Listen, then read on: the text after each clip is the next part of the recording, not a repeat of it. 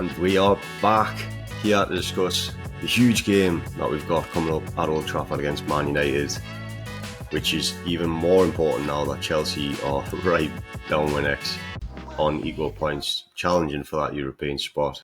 They've come alive in the last end of the season, so we really need to win that game now. But before we get into all that, we need to first discuss, was that 2 points drop or 1 point gained in the last home game of the season against Brighton? Alex, I'll come straight to you as you were there. Did you have your SPF on? No, because I'm right in the corner, so no sun for me when I'm in the ground anyways. But I had my shorts on, so I had a bit of air conditioning when I was standing there. Yeah, one of your favourite hashtags. I think it was a fair result. Like, both teams were poor. Brighton came to be the biggest. We've said in the past how Brighton played great football and stuff like that, free flowing, attacking game. That they had fucking stunk the gaff out, like they really did. And to be fair, our performance wasn't much better. Like, it was, they were definitely on Brighton Beach, and we not far off it. Like, we were poor, and yeah, I don't think we'll ever deserve to win that match. Like, we probably had maybe the better chances, maybe, but yeah, it's one of those that, like, we know Brighton are a good team, but we should be doing better. Like, last home game, crowd were up for it, lush weather. But on the day, the performances fell short, I think. Yeah, Tom, would you agree? Points dropped on that one? Yeah, to a degree. I mean, starting the game off pretty. I mean, we've discussed in recent games we haven't been off to the best start. I think again, it was not the best of starts. We had maybe a few fleeting chances early on before their goal, but then we just seemed to be not as quick out the blocks as we would like to be in the last few games at least, and it cost us that kind of momentum, and Brighton then obviously they had a game plan, they stuck to it, they frustrated, and I think probably did deserve, like Dawes said, to get a point out of the game. But yeah, our second half performance, obviously Eddie got them up for it in the second half a bit more, and there was opportunities. There was for the subs were like impactful in a way, but just again not clinical enough. And yeah, it's a tough one. I would probably say 2 points dropped would be probably a fair enough assumption to say that, but yeah, to also give credit as well to Brighton for sticking with their game plan as well. Yeah, obviously you said already, they didn't exactly play as you'd expect Brighton to play, but even though it was frustrating to watch, frustrating to play against, I guess you have to kind of respect teams who come and disrupt what we want to do at St James's when it works, and they got away with it. So I think before we get into the key sort of moments and those subs coming on, that I think we'll have some opinions on some of those subs and what they did. We'll talk about the starting lineup because he didn't bring in Joe Linton as a lot of people thought he might. He didn't bring Trippier in, but he also didn't bring Nick Pope in, which I think was one which surprised a lot of fans. I think people were expecting, maybe seeing as he was on the bench in the last game, we'd see him start in this one. And he kind of did suggest in the press conference that the Bravka might stay in goal, but what did you think to that when you seen the starting lineup, and can you expect the same going into the Man U game now? Or do you think Nick Pope's got to come back in? We'll also know he talks absolute shite in his press conference as well, so like, you literally cannot believe a word he fucking says, like. But yeah, even though he said that in his presser, I thought Pope would come back in, and I was a little bit surprised. I guess it might be sort of opponent specific, like with both Trippier and Pope. Like, holding them in against Brighton, where like you need to be on it at all times. Like they are a good team. Maybe you just didn't trust like holding them back in when they'd missed like months and months of game time. But with regards to the Man U game, like obviously this press conference hasn't came out yet for that, but again, you'd think at least Pope would come back in. And I know like a lot of people are saying Tino doesn't deserve to be dropped, but maybe these 3 games in a week, he might just see his rotation not potentially being dropped. Like Trippier could come back in against Man U, then final game against Brentford, Tino's back on the side. Might actually do rotate a little bit.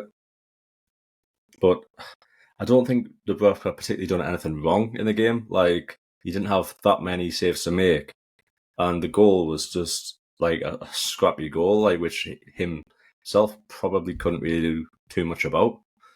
So it's one of those where, again, maybe if he comes up, it might be harsh because it's not due to a bad performance, but we all know how good Nick Pope is and how big the game is against Man U. Like, so if he comes back in, like there will be reasoning behind that, and again, it wouldn't surprise us.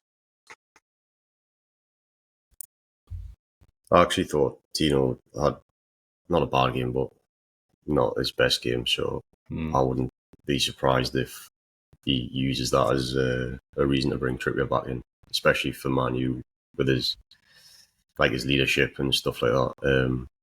And Dubravka did kind of flap at that one where Anderson ended up heading it out for a corner, which, apart from that, he wasn't as bad in this game, but it's that sort of flapping at things that I think really just, it's not good for the defence, and it's not good for these last 2 games. You really just need a solid keeper to make sure we're not giving any silly corners away that could lead to goals as well, which actually it might have been that led to the corner, which they did score from, which Elliot Anderson, Tom, I thought he had a great game apart from the fact it was his man that did get away from him for the goal. So all tied up slightly, no, it was a one which we didn't defend well at all, even just like considering that it was Welbeck who flicked the header on initially. Like that first header there,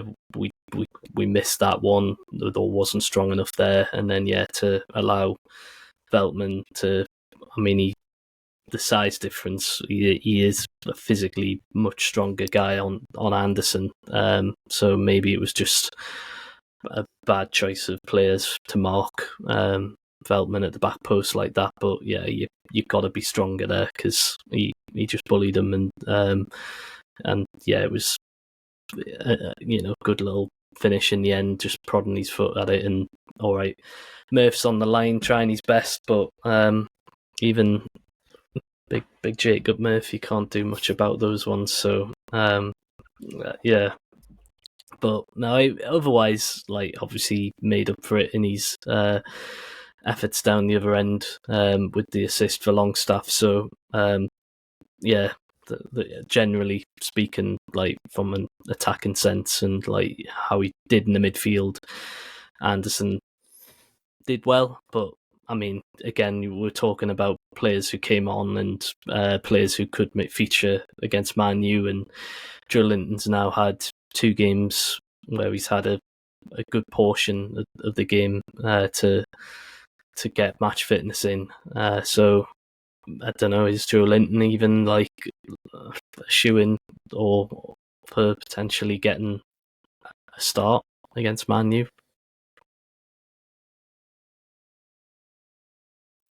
I'd say so. I don't know about you, Alex, but I'd say he is a shoo-in. My dog agrees. Fuck hell, mate, take me ears off here. Like obviously he's had a few more minutes in, so you'd think like if one of the guys who've been injured are ready to come back in, it probably is Joe Linton. Obviously Trips came on, 90th minute? Like it was, he didn't really get a run out. Like I thought he'd come on for at least a good 20 minutes, especially how this player struggled like fuck with the heat. You could tell that last half an hour, both teams like were proper struggling. There was a lot of tired legs there, so I just think like I could see that Eddie must have seen that like get them on a little bit sooner. Like, it's not like the game was really going for it. And when the subs did come on, they helped sort of just bring a bit more energy, just from literally having those fresh legs. Not even the sort of tactically, like how we changed it with, like, obviously Isak coming off because, again, he had a quiet game in general. But Joe Layton, yeah, like, I know Longstaff got his goal again, the second game running in the league, but it's almost papering over like a poor performance because he doesn't see. It's hard to berate him when, like, again, he's got the goal right on half time, which is like got with the point.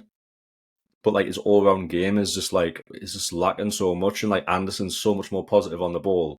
Like, he's always looking for the pass, like pass and move it like quickly. And then Longstaff's hiding behind his man, like not wanting the ball. And yeah, I think Anderson out the midfield, Anderson and Bruno's are the people who, for me, would have to stay in. I know obviously Joe Linton likes to play on the left of the three, and Anderson also likes to play on the left of the three. You saw Joe Linton obviously come on the right hand side against Brighton, but I don't know if Eddie will do it. Like, he obviously likes Sean Longstaff, and he's not one that he brings out the team willingly. So I think he'll probably go with the same three, and if he doesn't, I think it'll be Anderson, who is probably unfortunate enough to get dropped for Joe Linton. Yeah, I thought it was interesting the way he was asked to kind of fill in his left wing back again when we were defending, and I thought he did a really good job of that as well. So it would be harsh on him if he gets dropped, but I think Joe Linton has to come back in for somebody. Like, we need him in that midfield for the Man U game. And just when you touched on Isak there as well, did you see Eddie said after the game that he'd been ill the day before or something like that? So I'm guessing it's the same illness that kept Wilson out, because he said that was, I think, an illness, not an actual injury as well. Right. Well, hopefully they're both fully fit for the Man U game as well, because, yeah, Isak, you could tell he wasn't really himself in the game. And another player that I thought was slightly different to usual, just in his body language and stuff, was Gordon. I thought, again, he was doing some really good stuff, and he was probably our most threatening player. But he seemed to drop his head a fair bit as well. Like, you just make the wrong pass or something, and rather than normally, like, he's straight back on it, like at 100% fully tilt. And like, even if he went down with like an injury or whatever, he wasn't like bouncing straight back up like he normally does. I don't know if that was maybe the heat, like you were saying, but he seemed to be kind of just letting his head hang a bit, which I found a bit surprising. Like, he's getting really frustrated with himself. But Tom, I want to talk about the subs who came on. Might as well do Miggy first, because he's kind of got the big moment of the game from our Miggy, man. point of view. Well, two actually. First of all, the offside. I don't know if you really saw that back, but he didn't really hold his run very well, did he? Probably shouldn't have been. I could see that from 80 yards away. I didn't celebrate. People started jumping around behind us. I didn't move. I was like, he's fucking off. Like, it looked from like fucking the Gallagher. That Brighton the bastards making me fucking switch sides as well. Fucking never happy about that, especially on a hot day. No. So we were shooting the wrong way in the second half. Well, technically both halves. But it's nice to go downhill to the Gallagher in the second half usually. But yeah, I literally didn't move. I was like, he's offside. The linesman's flag went up instantly as soon as the ball hit the net. Like, he doesn't need to be offside there. I know, like, it's a cliche, but like, he's got the pace. Like, the defender's completely like wrong side. Like, the ball is perfectly like placed between like the fullback and the centre half, where like they can't turn around and get it. All he needs to do is hold that fucking run, and he's looking along the line as well. It's not like he's sort of like in the centre forward position and he's got to like keep an eye on defenders either way. He's looking along all four players of that back line, and there's not one point is he onside. He's it's not like he ran too early. He was always offside. It's so fucking frustrating. Like, And yeah. Yeah, I've got to say, yeah, it's a bad one for Miggy. Like, I know we talk about players like Isak and Gordon. They love to like bend their run just to keep themselves on side and everything else. And I don't know, Miggy could have done many different ways. He could have, bent his run. He could have just slowed down. He knew, like you say, he's got the pace on his defender, so he could definitely make up for it. Like, so he didn't have to be so eager. I know some people are saying that the pass comes a little bit too late, and that he could have, slipped him through a bit sooner, and that might have just got him that little bit more on side. But it's not great. Like, I can't defend him on that one. He's a much more senior player than a lot of the other players on the pitch to know how to look across the line. It's schoolboy stuff, really, to keep yourself on side there. So yeah, not the best from him. And I know Barnes as well. He had another pretty good chance prior to that, where he was played on that left side with a lot of the goal to aim at, and just didn't get enough like bend on the shot, or just it was far too comfortable in the end for the keeper. Yeah, you gotta even like take another touch and like maybe just, you don't even have to try and bend it. You could just like put laces in it and just try and power it. Like, but in the end, he's done neither or and just whipped it straight into his hands. But that was another pretty good chance from a sub. So yeah, but obviously they did at that moment in the game, we were definitely on top and we were pushing well, and like the pressures were coming our way.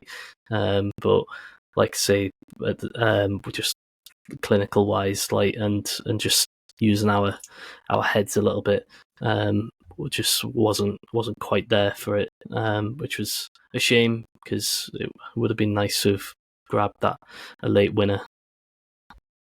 Oh yeah, it would have been nice. Talking of late winners, what about late penalty shouts? Yeah. I mean, embarrassing. Yeah, we don't like to see it, do we? Like, I know we've seen it earlier in the game with Enciso for Brighton, like with a ridiculous one as well. Like, just embarrassing. I know Match of the Day, like they called out Paraguayan diving team for the Olympics would take them both along, but yeah, Enciso was. There's no need to repeat that, like. Yeah, that's a Lineker special right there.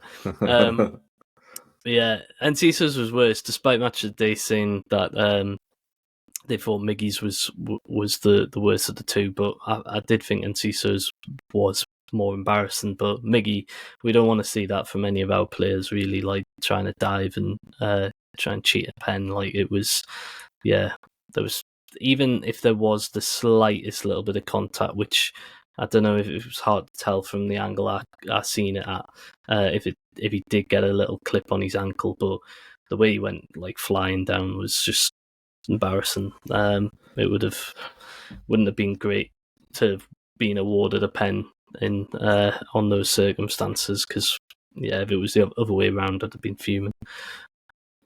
But like, it's not just the pen shout; it's the fact if he stays on his feet, which he could well have done. Yeah, like he's past his defender. Like, you can cut it back, maybe not with his right foot. He'll fucking turn it back with his left, then put it back across. But he would have had a chance for like a very good chance for a goal. Like, stay on your fucking feet. I think that's why it was the worst one. I think that's probably why Match of the Day said that. So yeah, like Enciso's was the worst dive because there was no one anywhere fucking near him. And as Paige said, like there might have been the tiniest hint of contact, or he was waiting for the contact or something like that. And Enciso literally just fucking, I think he thought like Kraft was somewhere where he wasn't, and just fucking threw himself down. But actually, on Kraft, I thought like he was one of, if not our best player. Like, I thought he was absolutely quality. Like, yeah, solid. The put the ball up to him when Welbeck was getting it in the air a lot, and also I don't know if you noticed, but from their goal kicks, they suck all our players in, and then Verbruggen would pass it, like miss them all out and just pass it straight to, it was like Enciso Welbeck's feet, like literally playing at the halfway line, but like on the sort of on the floor. So then Kraft had to come like 5-10 yards into Brighton's half, then either like, well, put the pressure on and try and make a tackle, and not get caught on the turn or something like that. I thought all game, like considering like he's our third, fourth, I don't know, whatever choice right back, he's not even a centre half. And I think like the last couple of games, he's like he's done a great job considering the circumstances. I think he's filled in really well, and he's looking more and more comfortable, I think. So yeah, I think he definitely deserves a shout out. And that's the thing, like you're obviously hearing so much about Man U centre halves. Obviously, we'll get on to them shortly. He's not a centre half. He's filling in, and like no one's even talking about it because he's not making mistakes. Like touch wood, but like he's just looking like Dan Burn is at the moment, like playing fairly solid, considering how much of a shit show that back line has been for a long time. Yeah, the pair of them as well, some great tackles, both of them. So yeah, both of them are doing really well actually. Enough not about exactly, the tackles, not exactly got the team going forward as well as usual, because obviously you do miss that with Cher and bottoming out. But yeah, I did see Burn ping one across field, by the way. Yeah, he did do one really good. He had one really good one. I was like, we're fucking missing that. Like, you might try and do it more now that he's done one, but I think they were giving it to Lewis Hall to try and do that more. I was about to say, Lewis Hall, that he needs a special mention as well. Like just how he's took to. I know we were calling for him for ages and ages, and like we were giving Eddie some grief for not throwing him in.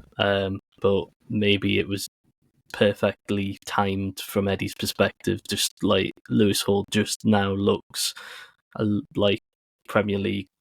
Not that he wasn't Premier League ready before, but like he's playing his way onto that first name on the team sheet for left back. Yeah, man, I don't know.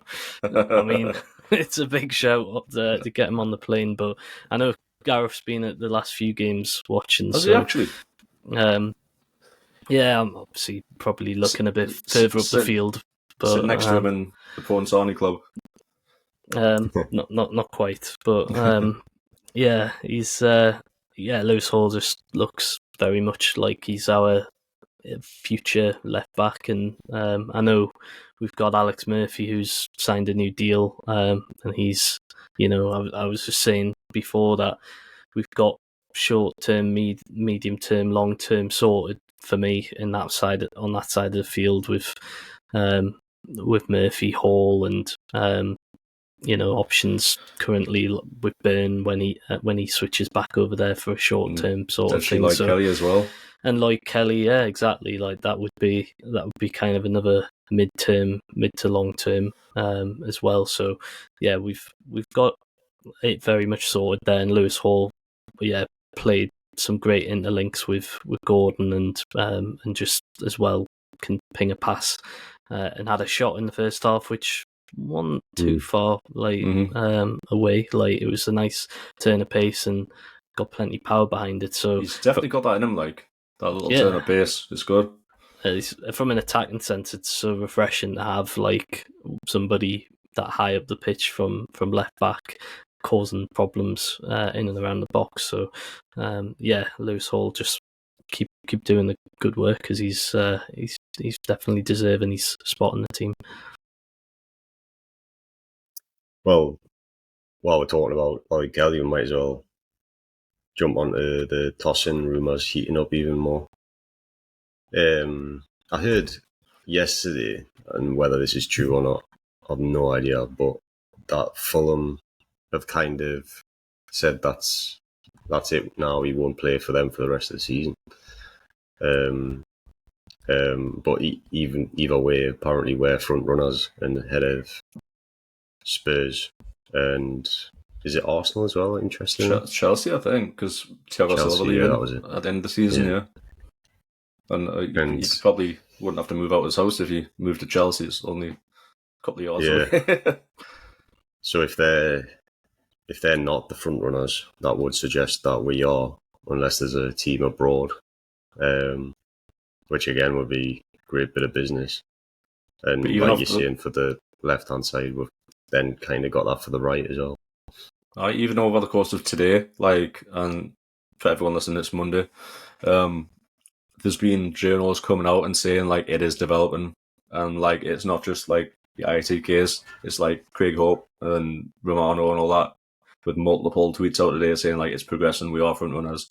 And it's looking more and more likely. I think, by the sounds of it, both these threes could be done by the end of the season, done by the end of the week, because they're moving at a rapid pace. So getting them in for the how much in the past have we been getting players in last week of the window, not playing for the first month or two of the season because we're waiting for that long to get players in, getting them in before preseason even starts, man. That would be unreal. Well, that's the Man City way, isn't it? Man City do that with they get their business done so early, and look at how well that does for them. So yeah, we should be following that same mentality, and so yeah, I'll be buzzing if we could get both of those guys done and dusted, and then get them on the pre-season tour. But we've seen multiple times now, is that he likes to work with a player for a while as well before he chucks them into the team. So the earlier they get them in, more likely we'll see them at the start of the season. Also, for me, going to watch them in Melbourne, it'd be good to have some new signings there to watch and see in the flesh. Don't know if that'll be a bit too soon. I think that would be before the contract started. I think they'll still be under contract with all clubs by then. Aye, because that could be far away, is it? It's only a couple of weeks. I think it's a week on, a week tomorrow in Australian time. Might be able to see the likes of Harrison Ashby and that, who are back at the club apparently after their loans have ended. Oh, weird. Forgotten man. Anyway, we'll talk about that after the season ends. So we might as well move on and talk about our least favourite team in the league, Man United. Unless actually, do you want to briefly just mention Chelsea before we move on? Because Chelsea are really making it interesting, and they've kind of changed the landscape of this game as well, because it's now not so much that we can afford to draw at Old Trafford. We really need 3 points, because we drew with Brighton as well. But it's funny as well because Brighton are the ones that are going to be playing Chelsea, and they play Man U, don't they? The last game of the season. So De Zerbi, we were just talking off camera there about how he wants to finish in top 10, but he needs wins as well to do that. Otherwise, he could slip down into the bottom half of the table. So, yeah. I don't know what you made of Chelsea's recent form and whether you think they're deserving of the points they've been picking up, or if they've got lucky or not. I know, Alex, you watched their last game. It was one of those that, you felt bad for Forest because they could have ensured their survival with, obviously, the win that it looked like they were going to get, and it was snatched away from them so late on. And I genuinely think both teams played well. I think a draw would have been a fair result. But Chelsea are on this run of form lately. They are just... I don't know how they've fucking caught up to it, to be honest, considering how poorly their seasons went. And to be fair to them, they have had a fuck ton of injuries too. And for them to be coming into this game, level points, it's how they've done this almost. How they pulled it back. It looks like there's a good chance they could finish above Man U. And if we're not on the ball, they'll finish above us as well. But yeah, they're playing well. A few of the players, like Jackson, who's a bit of a laughing stock at the start of the season, and he's really finding his feet. And quite a few of them, Madueke, he's finding his feet as well, and they're starting to play a bit better, and they're finally starting to sort of gel a bit. So, Brighton will be a very tough game, and hopefully Brighton will be as on the ball as they were against us, because they were hard to break down, they were difficult to create chances against. And when they're on the day, they can smash it up as well. I was Yeah. gonna, Is was that their gonna match say, as well? Isn't it? yeah. Well, that's a big thing as well, because I know like the Chelsea's good run of form or their like big highlight wins have come at Stamford Bridge. I think the turning point was definitely that shock 4-3 win against Man United, like out of nothing in the like stoppage time. Because then since then, their only notable bad performance was against Arsenal when they got hammered 5-0. But they've obviously hammered Everton 6-0 at Stamford Bridge. They've hammered West Ham 5-0. And although away from home, getting a 2-2 draw at Villa, and obviously that win against Forest, late win, they got a 2-2 draw against Sheffield United as well. So there's every chance that their away form might cost them a little bit in this game against Brighton, and that gives us a little bit of hope. But then obviously we know how bad our away form is, which we could get on to in a second as well. But I have to say they have shocked me, like, because like we said, they've had such a Jekyll and Hyde kind of season, and we all know they're a young team and that it's going to take them a little bit of time to gel and everything else. But I think you are starting to see, especially with the likes of Cole Palmer, like some real stars that can be, linchpins of that Chelsea team for years to come. So yeah, they're in some respects it shouldn't be as surprising, but then they haven't climbed up from like the bottom half of the table to being on the cusp of Europe. Does look quite surprising as well. So no, we just gotta at least keep ourselves matching their results now, obviously till the end of the season. So yeah, well, that's it. Is if we win our games, you'd like to think with the healthy goal difference, then we stay where we are. So we'll talk about the Man U game. I don't think we're talking catching Spurs anymore, unfortunately. But going into this Man U game, you mentioned before, Alex, their kind of injuries at the back now. I think we can definitely exploit that. I know what you were saying, Tom, the bad away form, but I've got a feeling we're going to tear one up, especially after the Brighton performance not really quite clicking and stuff. I think the forward line's going to tear the Man U defence a new one, I think. I'm getting well up for this game just talking about it. I know. It's I think of all times that we've been down to Old Trafford throughout the years and always had a bit of dread and fear that we were going to just come away empty-handed. I know there's been the odd couple of results that amongst that, obviously this season in the Carabao, and then I think we've got to go back to Johan Cabaye era to when we last won in the league there. But yeah, I mean, this is a real opportunity to do the double over them, and do it with some style as well. Like, just take full advantage of the fact that Casemiro looks like he's already, back on the Copacabana like beach. He just doesn't want to be playing in that team at the moment. He just looks so lost, so vulnerable. Start learning Saudi, pal. He genuinely does look like he doesn't want to be there anymore. And Johnny Evans just like, he looks vulnerable. He genuinely doesn't want to be there. He literally only went there to get his coaching badges, and he's ended up playing all these games. Like he did not expect to play at all this season. That's the only reason he went, and he's been thrown in like at the deep end to try and recover a European charge.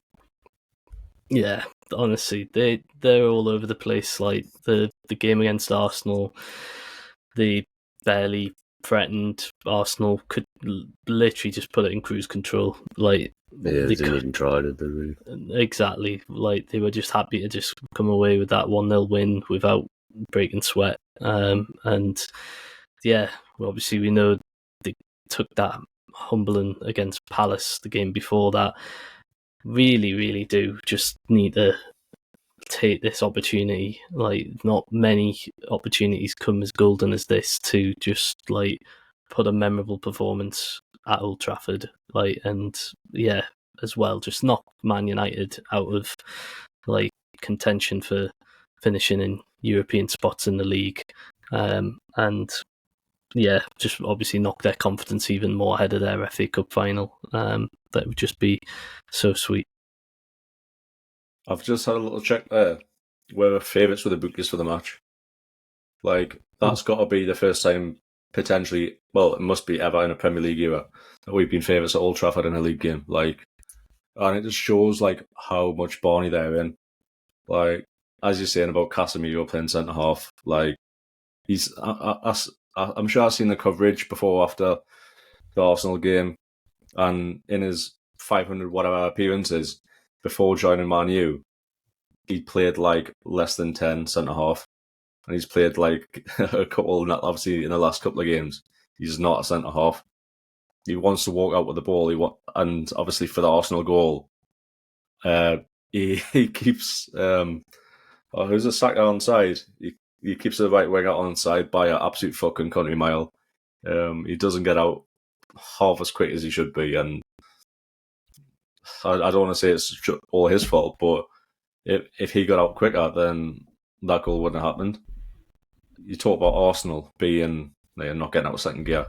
Like, I genuinely think if like Man U even scored somehow, I think Arsenal could have just turned it up and scored whenever they wanted. Like, it was such a an easy performance. Like, they had a few Garnacho tries, which don't even know if anyone went on target. He was the only one who actually looked like doing anything, to be honest. Højlund was a absolute ghost, as he has been for a while.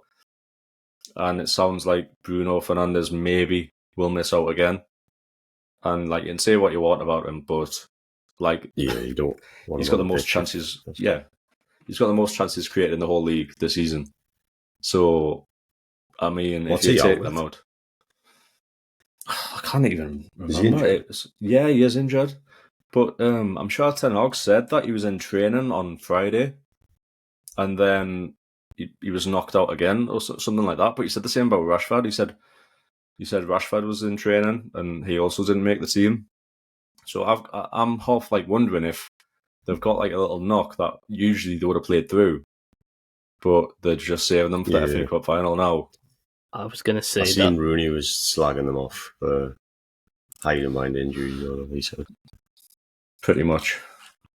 Well, yeah, there's just disarray all over that squad at the moment. So, yeah, I think what you just said there, Dawes, might be clear that they may have given up some hope on the league and that they're just gonna be cautious about getting people fit for that FA Cup final. That's all they've got left, really, for, in my opinion, for them to salvage something from a pretty dreadful season. But you know, City as well won't be giving up things easily in that final. So yeah, no, obviously we know that for Europe, I guess. Yeah, I was about to say, yeah, for when you look at it from the table's perspective, that if we were to finish in sixth, then we know what the outcome would be if Man U were to win the FA Cup final. We would drop to Conference League. Obviously, seventh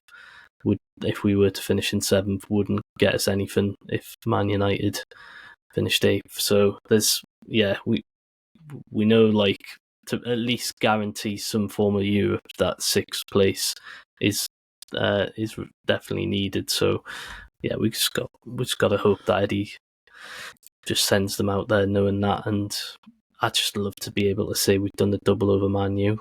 That would just be so just. I actually can't remember or know if we've done that in the Premier League era, or not. But yeah, and that would include twatting 3-0 there in the cup as well. So doing 3 in one season and them not scoring once. That's the thing. We've played them, I think it's 3 times since the Carabao Cup game last season, and we've won 1-0 every single time. And completely deserved every single time. Honestly, I hope we come out the traps firing. I hope Eddie puts a fucking firework up their arse and says like, right, do you know what he said? Like, they want a fast game, give them a fucking fast game. I want the fucking heavens to be pouring through fucking that roof, and I want all fucking forwards to be pouring through their defense. Like, fuck me, if the lads are on the game, we could turn this into like an all timer. Like, I could genuinely see like 3, 4, 5. Like we've got our players. That's why I think the likes of Joe Linton do need to come in, because fire. He's the sort of guy that brings the fire. Yeah. So. He fucking brought the fire against Brighton. He went fucking flying into someone. You can tell he's missed it. But we do have to be wary of some of their players still, even though they've not been at it for a lot of the season. Like you mentioned, Garnacho for one example, which it's a big choice for Eddie what he does with the fullbacks again. Because they are dangerous, especially on transitions and stuff. And if Hoyland decides to turn up, I know he said he's gone missing recently, but he is a good player. He can score a goal. So yeah, we can't be turning up thinking they're not going to be a threat at the other end. But I think this game is won by our attacking threat, and you'd like to think we'd definitely be more in sync than we were in that Brighton game, because it just wasn't there in the final third, really, was it? Like, no. Too many times we made the wrong pass, or we just, I don't know, even Barnes coming on, he blazed one over the bar, and you'd like to think he'd have his shooting boots on. But apart from Joe Linton, is there anyone else you think's nailed on to come into the team? Because I'll tell you, a player, Tom, I'm afraid, didn't have his best game, Jacob Murphy. I'm not sure he'll start. No, I think it's probably fair to say that he could be dropped. I mean, depends on what we do. Like, if Wilson and Isaac are both fit, which we hope they are, does he put them both in to the starting 11 like he did against Burnley? And we see the team look a little bit more like that Burnley lineup, and sort of Gordon playing a little bit more. I mean, Murphy started that game, didn't he? But Gordon was in a bit of a different position in that one. I don't know. Like, it's definitely a fair one to say. Almiron didn't exactly come in and make the position his own, so you'd think if he's going to lose out, it would be Gordon on the right and Barnes coming in on the left. But we say this every time, is how much do you lose a Gordon if you do that? And then there's also the fact that if Trippier does come in, would you switch your right winger as well? I don't know what you think, Alex. I think that Trippier one is probably a reason why he might not come in. Like, you spoke before about Garnacho. Like, do you really reckon Howe and Trippier back in to mark Garnacho when they're going to play? We're going to have probably 55-60% of that ball on Wednesday. They'll want us to have the ball and try and catch one on the counter. What Arsenal done was didn't let them do that, basically. The stats so solid, they didn't let them counter on them at all. I don't think we're probably going to play like that. I think we'll probably try and control the ball and try and go at them.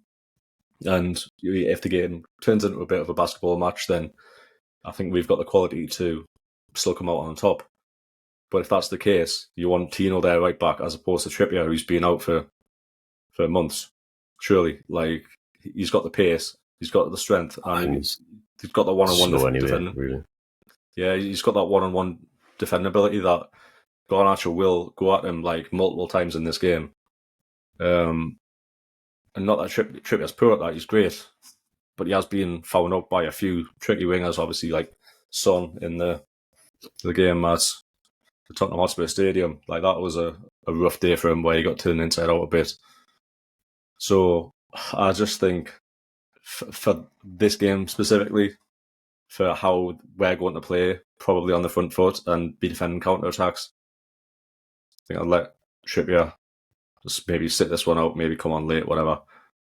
But that right wing position, I wouldn't want to put a bet on who would start there, because it could be any one of probably 4 players, like Murphy, Miggy, Gordon. I don't think Bonds would probably go there, but yeah, you never know with Wilson as well. Like, obviously, this illness, like, it's probably only going to keep him out for that one game. He could be back, and he could be back in the starting 11. And then we're sort of switch around a little bit where we don't have that sort of out and out right winger. If we're playing sort of like a 4-5-2 or whatever, 4-4-2, 4-5-2. Fuck. Fucking rush keeper, man. Nick Pope's back, sweeping up in the midfield. Well, I was going to ask you on that, based on what you're just saying about the way we'll probably play and the way Man U play. It screams Nick Pope to me as well. You want a keeper who's going to come rushing out. So if I put a gun to your head, both of you, who's starting in goal? Fucking hell. Yeah. Fucking Don't say Carriers. Let's be. Onana. Yeah. I mean, what we know of Eddie Howe, it'll probably be Dubravka. Probably. Yeah. I'd probably lean towards Dubravka will start. Personally, I would probably start Pope, but I said that last game and look what happened. No, I think Pope starts. Do you actually think Pope starts? Yeah. What, for that reason, or for just generally putting him back in? Or a bit of everything? I think he wasn't quite ready, basically. I think I'm trusting his words in the press conference, which is obviously dangerous, but I think he wasn't 100% convinced that he was 100% basically. So I think given another few days, a bit more training, the nature of the game, I think he starts. Yeah, big call. It is a big call. I hope you're right. I do hope you're right. I would like to see him back for the last couple of games, but we'll see. We'll see. We've not had an answer from Tom yet. He's no. He's fucking Boone Breed. He's gone. He pulled the trigger. I was nodding along to Dubravka being kept in. I think, I think I said last game that Dubravka would stay in goal. Eddie doesn't tend to drop players who've not had too many bad games, and again, it's Dubravka, a goalkeeper, man. Goalkeepers I know, different. I get it. You said it last time, Dos, but lo and behold, I was wrong last time. Dubravka started again. So, I don't know. It's such a tough one to say though. I can definitely see Pope, and I'd be happy to see Pope in goal. But I'll lean with Dubravka going in again. Well, let's have the next prediction off you then. I want your scoreline for the Man U game at Old Trafford. Oh, fucking hell. I've already wrote mine down, but I'm going to wait and see what you guys say before I tell you. How ambitious are we going? Well, I'd like to think that, again, we would keep clean sheets. Like what Dawson said, it would be great to win 3 games against them this season, having not conceded.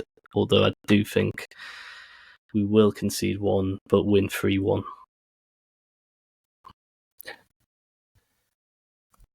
4-0. Right. I've put 3-0. I was thinking 3-0, but I knew you'd put it, so I thought I'd go 4. To be honest, though, I think any of them could be correct. I also think it could be 2-0. Confident of wins, though. I wouldn't be surprised if we start badly. We've started badly so often. It's just early. That's the thing. We've started so badly lately, but generally we've got away with it. Obviously, Brighton game we didn't. But we've got the firepower to come back, and they're not half as organised as Brighton. So Yeah, they've started horrendously in matches as well. So it's two teams who don't get off to the best of starts, but we've just got to capitalise on like their slow starts and just if we can get a couple of goals up ahead of them, then yeah, I think we should be all right. Well, it'd be more than all right. And yeah, I guess, like we said before, we have to win our games, but it would be nice if Brighton could do us a favour against Chelsea as well and kind of ease that pressure going into the last game of the season. But it's going to be a big game. I'm looking forward to it. And yeah, we'll be back, I guess, to discuss the result, depending on what it is. Maybe we will come back. I was so confident now, aren't I? Yeah, it'll be clipped up on a Man U podcast somewhere if we get beat. But no, we're going to win. Episode.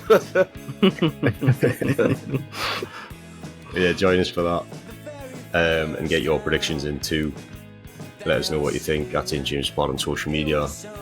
If you enjoyed the episode, do remember to hit the like button on YouTube, hit the notification bell so you know when we're back next time, and do follow the podcast on all podcast platforms, Spotify, Apple Podcasts, all that business. And yeah, we'll catch you in the next one.